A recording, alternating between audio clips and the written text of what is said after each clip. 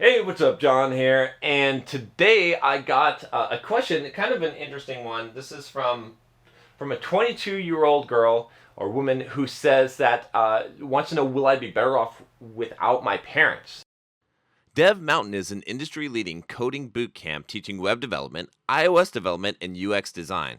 Dev Mountain provides free housing for all of their full time students. If you're looking to get into the tech industry, this is a great first step. Access www.devmountain.com or click the link in the video description for more info. Kind of an interesting situation that she's got in. She didn't give her name here. We'll just call her Sally. And she says, I'm 22, female, unemployed, depressed, not allowed to talk back or raise my voice, and not allowed to go out of the house unless it's for college and doctor appointment or family gathering since the age of 14 because of my narcissistic father. Should I leave my codependent slash narcissistic father and enabling slash codependent mother? Should I just get a degree in nursing and move out? And is it worth going to college again for pursuing bachelor's and master's in psychology while working as a nurse? The way that you're labeling things is good. Obviously, you're studying psychology and you are recognizing what codependence is and narcissistic behavior. So that's good and enabling, right? So you kind of know what's going on here. Which is good because you have to be aware before you can change the situation. She says, I was molested by 3 guys. No further explanation of that, but that's interesting. At my home, my father watches porn anywhere and at any time, which does affect me on a daily basis. I confronted him, but my father doesn't seem to care and continues his usage of porn. He argues with my mother frequently, which gives me and my mom anxiety attacks every day. Living in an unstable environment is causing me to be severely depressed. I'll stop right there with that.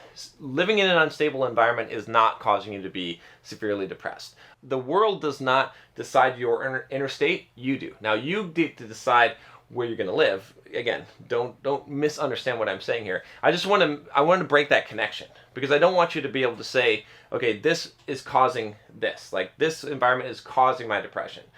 It may be related, but those things you got to be very careful to not make statements like that, to say, it's like saying you're making me angry, okay, or you're making me disappointed, right? You accept responsibility for your feelings, not someone else or an external environment. Otherwise you lose power, you lose control. Mainly because staying at home resulted in a lack of experience to go out and earn in an extroverted environment. I used to be an extrovert, but after the age of 14 my personality has drastically changed. Also, high expectations, mainly from my father, who does belittle and compare me, often stopped me from doing basic tasks. Again, another kind of like connection there that we want to break. I'm pursuing nursing as my career when I don't really like being a nurse. That's a problem.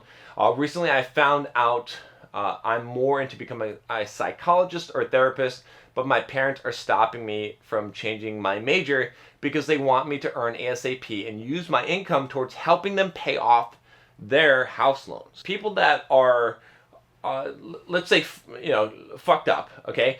They tend to want to become psychologists. It's kind of interesting, right? They want to become psychologists or therapists because they want to they're involved in it. They're reading about this because they want to give them self therapy, okay? And so then they want to help others. But I want you to recognize also that you're wanting to be a psychologist might have more to do with the fact that you want to cure yourself, and you're like reading this material than your actual want. Again, I'm not trying to attack here. I just want to be bluntly honest, right? I'm not going to bullshit you.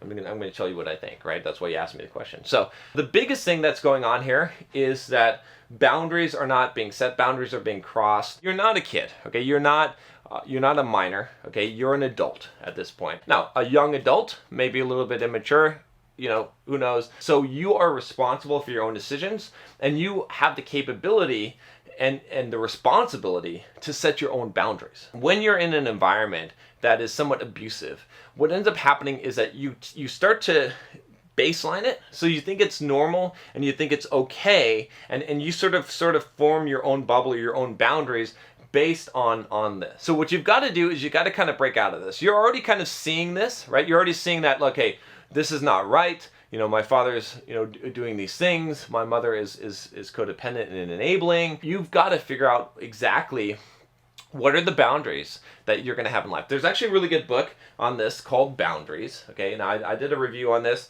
I always have to say it's a very theological book. So, but if you like the theology of it, that's great. But if you don't, ignore the theology part of it and just pay attention to what the message is, right? It's going to be hard, okay? Because when you have been sort of in an environment where you have been walked over and you haven't set clear boundaries, when you set a boundary, the first thing that people are going to do is they're going to push against it and they're going to see if it's real. They're going to test you to see if you're bullshit, and they're going to try and knock it over. They don't want the boundary, okay?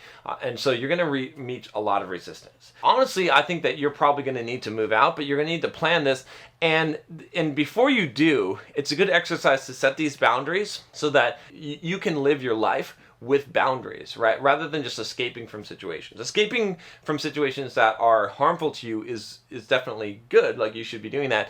But you also need to develop the ability to set boundaries. So you're living at home now, you set some boundaries, you figure out the behavior that you will and you will not tolerate. And then you have to figure out how do you respond. When someone violates your boundary, you need to be very clear and very firm in stating that. And you need to not give a reason or anything like that, just to say, I don't like this. And then you don't argue that point, it is a boundary. Okay, that you don't negotiate that. You don't have to explain yourself or rationalize. You just say it. And when a person continues to violate that boundary, you remove yourself from the situation, right? You may have to escalate things if in certain situations, but for the most part, what you're going to do is you're just going to remove yourself from that situation. You have to repeatedly do this. You have to repeatedly do this so that when someone violates your boundary, you do not continue the relationship or conversation or whatever it is with them at that time. You remove yourself from that situation. If it gets bad and they continue to violate your boundaries and there's no recourse, then you have to remove yourself permanently from the situation. You'll have to do that. So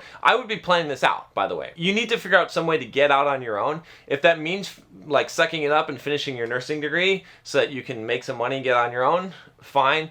It could also mean that you just get a part-time job and just, go to school part-time while you're working a job, right? But you need to get some independence so that you can have some freedom. The other thing that I would do, if I were you, that I would suggest is just to say, look, I'm 22, I'm an adult, I'm going to go where I want, when I want. I'm living in your house.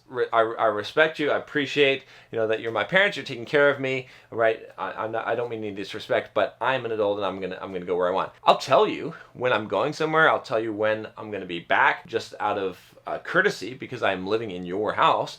But I will do that. Otherwise, I will leave, right? And you just have to lay that out very, very clearly in a respectful way, so that it's known. If you're just frustrated because you feel like you're never allowed to go anywhere, right? I don't know if your dad has said you can only go to college and family events, and right? I don't think he's probably spelled that out. He's probably just prevented you from doing those things. You need to spell it out. You need to say, look, here's the thing. This is what I'm going to do, okay? And then, if there's a problem, then you'll have to deal with that problem. But you got to be very, very clear. Right now, you're not a whole person by yourself, right? You're codependent, okay? And you recognize this, obviously, because you're not making your own decisions, right? You can't. You are part of a unit right now, and you don't have your own autonomy. You don't feel your own sovereignty. So you're going to need to become independent first before you make life choices. Now, you may be able to do this living at home. I think it'll be very difficult to do, but by setting boundaries, then you're going to have to move out, and you're going to have to set those boundaries, and you're going to have to become an independent person so that you can make these decisions. So, sucky situation, but I think a lot of people are in this situation, honestly.